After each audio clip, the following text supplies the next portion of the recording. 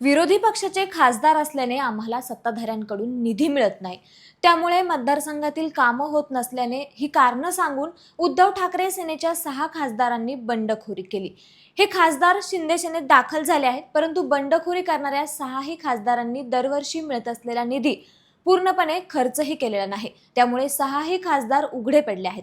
याच पार्श्वभूमीवर राज्यातील विरोधी पक्षांच्या इतर खासदारांच्या निधीची काय स्थिती आहे, त्यांना आतापर्यंत किती निधी मिळाला आणि त्यांनी तो किती खर्च केला याची माहिती लेट्सअप मराठीने जाणून घेण्यास सुरुवात केली आहे। यामध्ये आज आपण पाहूयात अहिल्यानगरचे राष्ट्रवादी काँग्रेस शरद पवार गटाचे खासदार निलेश लंके यांच्या निधीबाबत। भाजपचे डॉक्टर सुजय विखे यांच्याशी राजकीय संघर्ष करून शरद पवार पक्षाचे निलेश लंके हे पहिल्यांदा खासदार झालेले आहेत, त्यामुळे मतदारसंघातील जनतेकडून त्यांच्याकडे विकास कामांच्या अपेक्षा आहेत।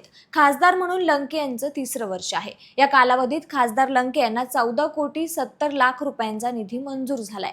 त्यातील 1,53,00,000 रुपये इतकाच निधी विकास कामांवर खर्च केला गेलाय, म्हणजेच मंजूर निधीच्या केवळ 10%च रक्कम लंके यांच्या निधीतून खर्च झालेली आहे। तर लंके यांचं एकही काम पूर्ण झालेले नाही। यामध्ये खासदार लंके यांनी मतदारसंघातील 74 विकास कामांची शिफारस केली होती। त्यातील 74 कामं सुरू आहेत, परंतु एकही काम पूर्ण झालेलं नाही।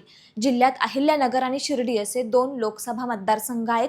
त्यात शिंदे सेनेत गेलेले भाऊसाहेब वाकचौरे यांनी केवळ 5%च निधी खर्च केलाय, तर वाकचौरे यांना 14,70,00,000 रुपये निधी मिळालेला आहे। त्यातील 71,00,000 रुपये निधी त्यांनी खर्च केलाय।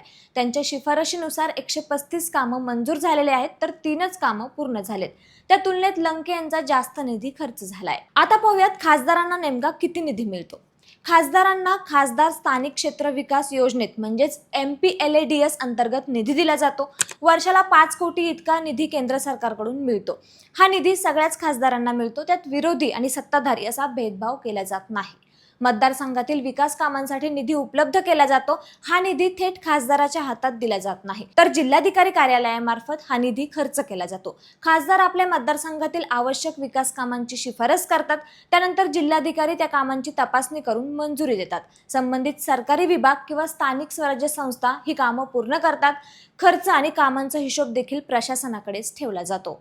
खासदार निधीतून नेमकी कोणती कामं होतात, तर खासदार निधीतून रस्ते, पूल, समाज मंदिरं, सभागृह, क्रीडा सुविधा, सौर ऊर्जा आणि इतर सार्वजनिक पायाभूत सुविधेसाठी निधी खर्च केला जातो। आता पाहूयात हा निधी मागे जातो का, तर खासदार निधी केंद्राला मागे जात नाही। निधी मंजूर झाल्यानंतर तो निधी 5 वर्षाच्या कार्यकाळात कधीही खर्च करता येतो। त्यामुळे अनेक खासदार निवडणूक तोंडावर आल्यानंतर मतदारसंघातील कामं मंजूर करून घेतात, या कामांचं जोरदार उद्घाटन करतात, त्यामुळे निवडणुकीत त्याचा फायदा होत असतो असं गणित देखील अनेक खासदारांचं असतं। त्यामुळे मंडळी, खासदार निधीबाबत तसेच पक्ष बदलताना खासदार निधी न मिळत असल्याची कारणं देणं याबाबत तुम्हाला काय वाटतं आम्हाला कमेंट करून नक्की कळवा आणि असेच नवनवीन माहितीपूर्ण व्हिडिओ पाहण्यासाठी लेट्सअप मराठीला नक्की फॉलो करा। धन्यवाद।